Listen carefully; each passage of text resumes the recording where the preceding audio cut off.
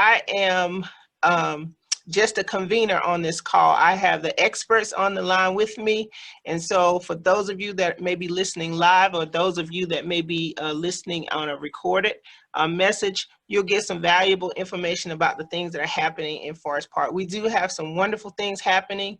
And so we do have some representative from our city that's on the line. I'll let them go ahead and go first, and then I'll give you some updates. So again, thank you for coming and being a part. And I guess I'll start with the fire department. I see we have Chief Horton there, and Division Chief Turner, and Chief Clemens. I hope I said it right. And then we have Division Chief Halcom on the line as well. So I'll let the fire department have the floor first. Thank you, Councilman James. This is Latasha Clemens, Deputy Fire Chief. We also have Chief Horton sitting at the table.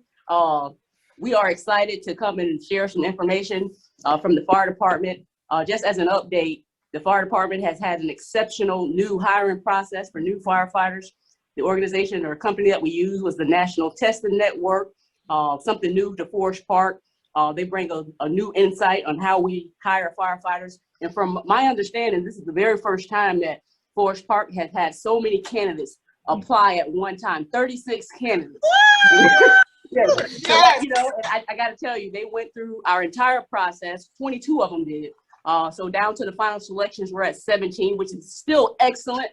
We're waiting on all the information to come back from their background and things of that nature, but we are so excited. This is the first time that it's been even more diverse and inclusive. So Forest Park is on the map. And Chief Horton and the team has done an exceptional job. And I digress to Division Chief Turner here. Thank you. Quickly, as a COVID update for the county and the city, the county's last 2 week daily rate of positive, is down to about 8.6%, which is a little over a 1% reduction over the past 2 weeks. So that's still moving in the right direction. As of Monday, the 15th, the city had 2,078 cases within the zip code 30297, and still is about 9.7% of the county total. So that's still in line with where we've been over the past several weeks. So even though we're not on the decline within the city or within the zip code, we are still not increasing. So everything's still tends to be moving in the right direction. Vaccinations are still ongoing. Last week, the governor expanded the eligible individuals for vaccinations to include those 55 and older with certain medical conditions. So questions about that, if you will just search COVID vaccine qualifications for Georgia, you'll easily find that list of qualifications. There's quite a few, so I don't want to belabor the point by going through those individually. Clayton County Department of Public Health, or Health District, is providing vaccines Tuesdays, Wednesdays, and Thursdays at a new location at Mundy's Mill High School. And if you go to the Clayton County Health District website, they have right there on the front page the address and contact phone number for that, to be able to do reach out and schedule appointments for that. So beyond that, keep washing your hands, keep wearing your mask, keep social distance, and keep healthy and keep safe. That's it for the COVID report. And I believe Chief Halcom has some additional information that he would like to share from the Office of the Fire Marshal. Good evening. How you doing? Good evening. Doing great. Thank you. Fantastic. We just want to take the opportunity to talk a little bit about fire safety when it comes to the summertime. You know, things are starting to change a little bit, and so our activities are going to change. People all over the United States participate in summer activities: camping, family reunions, picnics, 4th of July, and more. As great as the summertime is, it poses potential threats, fires and injuries from fireworks and outdoor cooking.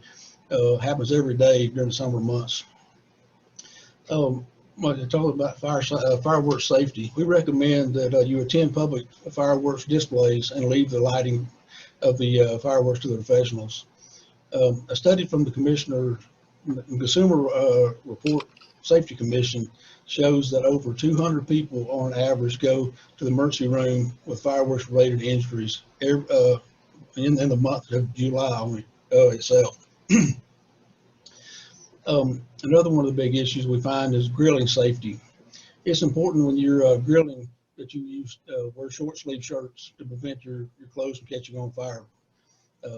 Maintain a safe zone of 3 feet from around the grill, and regularly remove the grease and fat buildup from your trays below the grill, and never leave your grill unattended. One of the big things that I don't really like about summertime is when our grass starts to grow. So now we're getting our lawnmowers out and we're starting to do a lot more lawn maintenance. So we ask you to follow your manufacturer's recommendations on maintenance of your mowers, and be sure you clean them good, keep all the debris away from the mufflers and the hot engines, and to never refuel the mower after it's been running. Let it cool down first. And then we have talking about filling up our lawnmowers, we have a problem with our gas storage. A lot of times we'll get more of our gas cans filled up, and we have a lot more use for them during the summertime. So ask you, do not store your gasoline or other your flammable liquids like propanes or any other type of flammable liquids near your grill or potential or dangerous areas. The best places to store any sort of flammable liquids is in a well ventilated area outdoors. Make sure that it's sealed tightly and the container is stored upright and in a level surface. And one of the last things that I ask is that a lot of things that we totally forget about is our smoke alarms and our carbon monoxide detectors. We need to be checking those at least twice a year and make sure they work and replacing our batteries. So let's don't forget about those. Any questions? Thank you. Well, we'll take questions towards the end. Thank you so much, Chief Halcomb and the fire team. I didn't know if Chief Horton, were you going to say anything? Can you hear me? Can you hear me, Councilperson James? Yes, I can. Yes. First of all, I want to thank you. I remain humble that the faith in you and your fellow council persons have along with Mayor and me as being your fire chief. 40 years in the fire service. I've never been as excited as I am to work with the team that I have assembled here and out there in those customer service sites. I ask that your community recognize COVID has limited a lot of our participation, but when we get on the other side of this, I'm going to give you some exciting things that I want you to think about with your constituents. I've asked the division chief of EMS, we're going to host a community CPR training class where we come to Stark Park and Chief Turner have on a headset with music, and we want to certify anyone who wants to become CPR certified first aid in the community. We would like to have a weekend of that certifying, so you can take care of your neighbors and you can take care of your family members.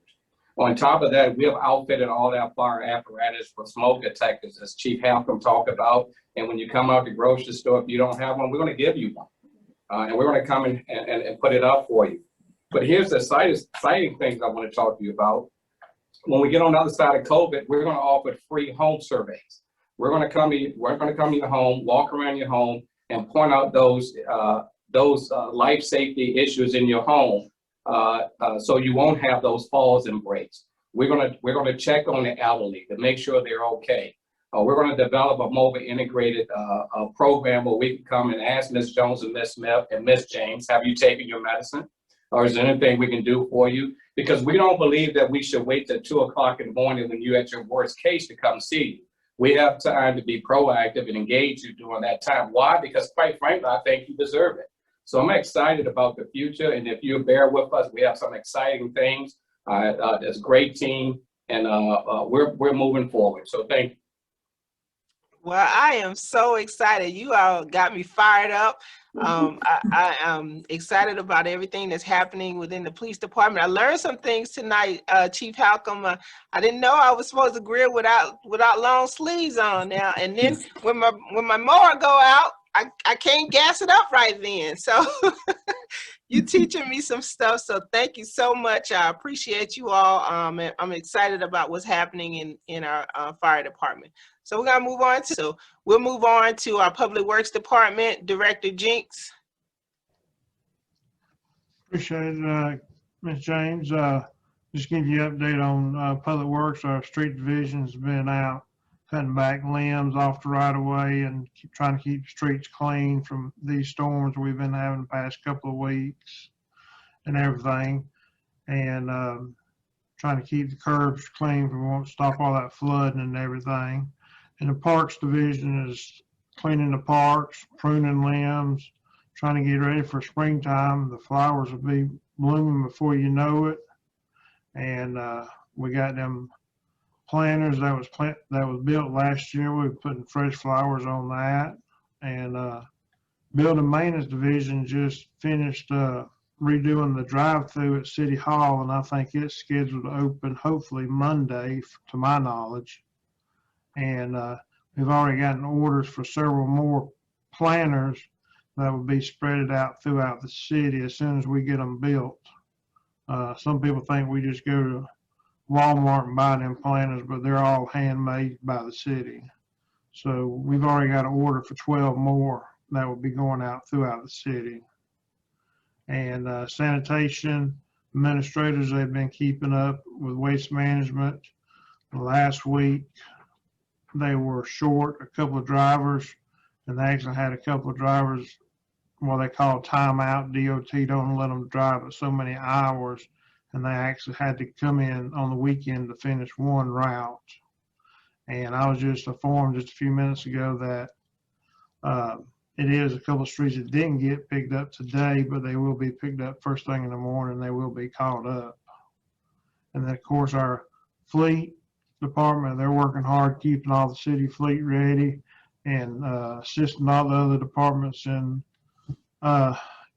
replacing old vehicles and other equipment and trying to get the city back to A1 shape. So when you need us, we're there. So if you have any questions, feel free.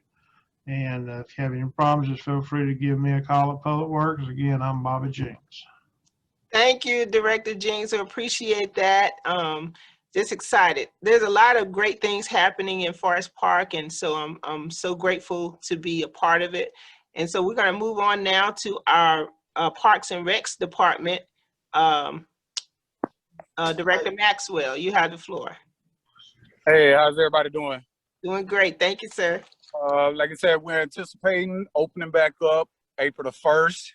And to kick things off, welcoming people back, we're having a Spring Fest Easter egg hunt on April the 3rd. That's Saturday from 11 to 2. We have the bounce houses out there. We got a local football team that's sponsoring the concessions, so it'll be free hot dogs, hamburgers, chips, drinks for the kids. We got the horseback riding. We have the train out there. We're gonna do the Easter egg hunt. We got about 4,000 eggs we'll be handing out for the kids on that. That kicks off at 11 with the egg hunt starting at 1. We're also kicking off our fitness in the park, April the 24th. Every second and fourth Saturday of the month, we'll have a different fitness instructor out at the park with a DJ, and they'll pretty much do some type of fitness for an hour. And we have different fitness instructors out there, different fitness venues come out there with juices, salt fitness drinks, healthy eating, so we can get pretty much our citizens back active in the community. But besides that, we're excited. The operating hours when we open up will be Monday through Friday, 8 a.m. to 9 p.m. The pool will be open from 8 a.m. to 8 p.m. That's Monday through Friday. And on Saturday, we're open from 9 to 6. Like I said, we're excited to have everybody back. Wonderful. Thank you so much, sir. And before I go to questions, I want to make sure, do we have anyone from our economic development or our planning and zoning department online? Okay. Council James, can I try again? I think my connection's a little bit better this time. Wonderful. Yes, I can hear you clearly. So go ahead, Lieutenant Yermak from our police department. All right. Well, thank you. I'm glad I got those technical difficulties worked out. To kind of piggyback off of what the fire department was saying, we've also been doing pretty well with recruiting. We've got 3 recruits that are currently in the police academy. They're doing really well, almost toward the end. Unfortunately, they had to have a little break in the middle because a couple of students got COVID, and so that kind of delayed the process there. We're looking forward to the next academy that starts the middle of May, and we've already got 3 recruits that are going to be going to that as well. So things are doing pretty well on that end. I know at the last meeting we talked about some of the cold weather issues that we sometimes see this time of year, as far as vehicle warm-up thefts and things of that nature. I'm hoping with the change in time and the change in weather that we're a little bit beyond that now. And so I want to caution people about some of the other things that we might see as we start to progress into spring. With the weather being nice, everybody wants to open up their windows. Just make sure that when you leave your house to go to work or go to the store, whatever that may be, close and lock the windows, close and lock the doors. Same thing with your cars. Make sure that those are always locked up, keep valuables out of sight. Another thing that we've seen across the metro area, not specifically here in Forest Park, is some of like the offer up deal or some of those other sales sites where you meet somebody in person. You always have the option to meet in the parking lot of the police department. It's a great neutral site. We're going to be there should you need us for anything. And so that way you have to meet up with somebody, in a parking lot somewhere that's not really secure as the police department or at their house or something like that. In looking through the times from the past month, I haven't seen any great trends, any increases, decreases, or anything like that. We've now been 1 year into COVID with a lot more folks staying home and just activity as a whole kind of being down. So, fortunately, one of the good things that's come from that is, across the country, in a lot of areas, crime is down as well. There's just not as many people out and about and those types of things. The things that we still do see, and this is just a constant in law enforcement, is just those crimes of opportunity. Your garage door open, a lawnmower sitting there. Like we talked earlier, this is kind of the season that we start to get out the lawnmower, the yard equipment. And sometimes that temptation is just there for folks, and they see the lawnmower, the garage doors open, or they see the trimmer and the garage doors open. And we may take those theft reports. So just keep an eye on those things. Try to keep everything as secure as you can. And it really keeps those crimes of opportunity to a minimum. Perfect. Thank you, Lieutenant Yermak. I appreciate that.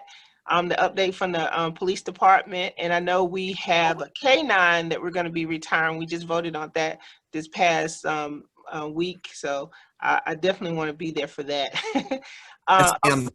It's actually a really incredible story. I'm encouraging everybody to follow that. It's K9 Dylan. He's actually 13 years old. That's not dog years, that's human years. And for those of you with dogs, that 13 is starting to get up there. And so for a dog, it's very, very incredible. And, of course, we're very, proud to see him be able to kind of go off into his senior years and retire. Yeah, that's awesome. I'm a dog lover, so.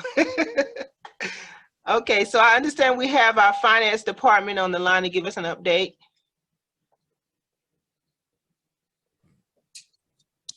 Hi, Councilwoman James. Hey, so we have Deputy Director Williams on the line with us. Go ahead, ma'am. Thank you for having me. The finance department is excited to announce that we will be opening our drive-through on Monday. Yes. We'll be accepting tax payments, business license, and also commercial sanitation payments. I'm sorry. So we will be open from 8 a.m. to 4 p.m. At the City Hall. Wonderful. Thank you. Exciting. I mean, that drive-through has been closed forever and you all have put it together. So I appreciate that. I know the Public Works Department had a large part with doing the work to actually get it where it's working. So thank you yes. all for that. Thank you all for that. And then I see that Ken from our zoning department is online. Ken, you have the floor, sir. Oh, good evening, everybody. Hope everybody's doing well. I was in court, so I apologize just joining. We had environmental court here this evening, and we just wrapped it up. Okay.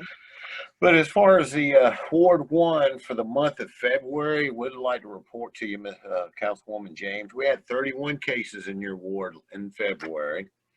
14 have been resolved, and 18 are still in progress and have moved to the month of March to obtain voluntary or judicial compliance.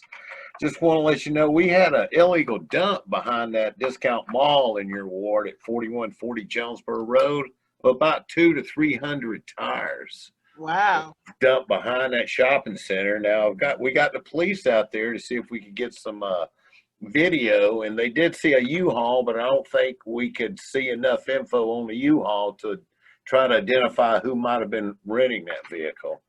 So it looks like the city may have to eat that. I'm hoping one day, though, that we can get security cameras behind all these department stores and shopping centers, because that is pretty an ongoing thing of illegal dumping behind our shopping centers, and we've got to get a handle on that somehow. But there was with the cases that we did have, though, for the month of February was trash and debris, junk cars, outdoor storage of materials, furniture, appliances.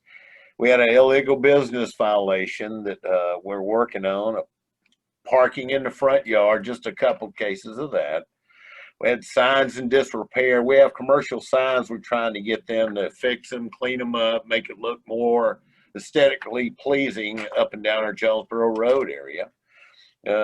We did have an obstruction of a drain that was on Catherine Street. I don't know if you're aware of that, Ms. James, about a large tree that fell into Storm Water Creek.